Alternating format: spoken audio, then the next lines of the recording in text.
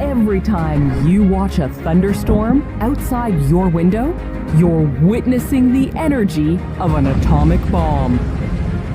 Now, imagine harvesting that raw energy and using it to power the planet.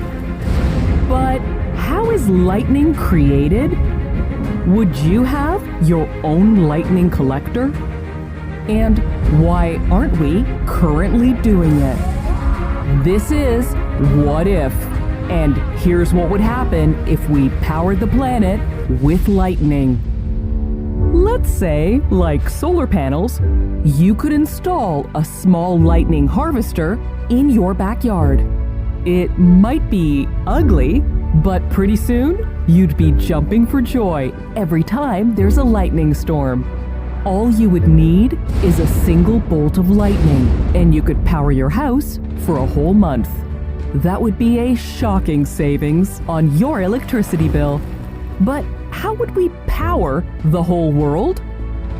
First, we'd install massive metal towers at some of lightning's highly visited areas. Imagine monolithic towers rising from Lake Maracaibo in Venezuela. This lake is the most electric place on Earth, and during the peak rainy season, it's possible to see an average of 28 lightning flashes per minute. We'd also install a lightning harvester next to Santi's Tower in the Swiss Alps. This cell tower gets hit by lightning about 100 times a year, winning the title for most frequently struck. If all 100 bolts of lightning were collected at Santi's Tower, that would be 100 million to 100 billion volts of electricity every year. Still, we couldn't just rely on these electric hotspots. It would largely depend on you, the average person, to harvest lightning for electricity. Much like solar panels, homeowners would elect to install lightning towers in their backyards or on top of their houses, keeping the source close to where it's needed. There would also be small lightning farms scattered around rural areas, much like wind farms today. These large metal structures would be an eyesore on a normal day, but would be magnificent during a storm. The countries where lightning strikes the most, the United States, India, and Colombia, to name a few, would become the centers for lightning harvesting. After using this clean energy to power their own countries, they would sell off the rest of the energy to other nations. But how is lightning created in the first place? Thunderclouds are made up of millions and millions of water droplets and ice, which collide together. During all those collisions, electrons are knocked loose and gather at the bottom of the clouds.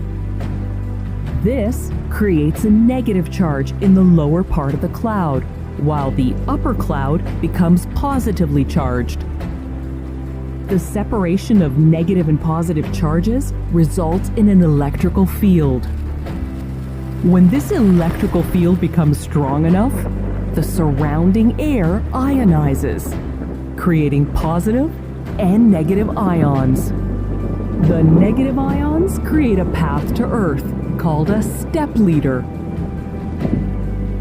When the negative ions in a step leader find the positive ions of an object on the ground, let's say a lightning harvester, it strikes.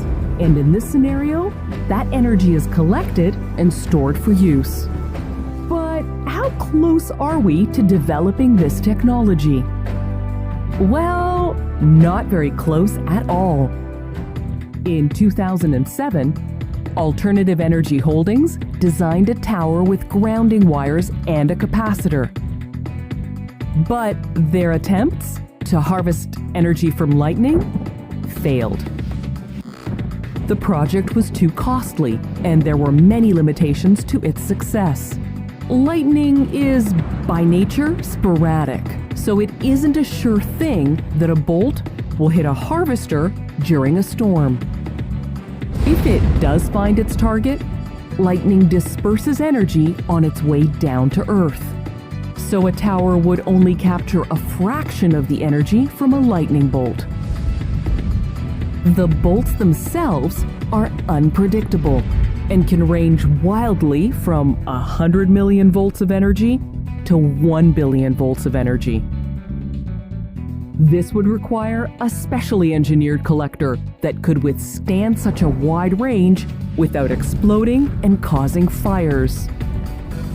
Even if we were able to successfully harvest lightning and store the energy for future use, we'd only be able to power 8% of American homes. That's a far cry from powering the whole planet. But it's still clean energy and could be a piece of the entire renewable energy puzzle. If we really wanted to make lightning our sole source of energy, we'd need to figure out a way to control the weather. But that's a story for another What If.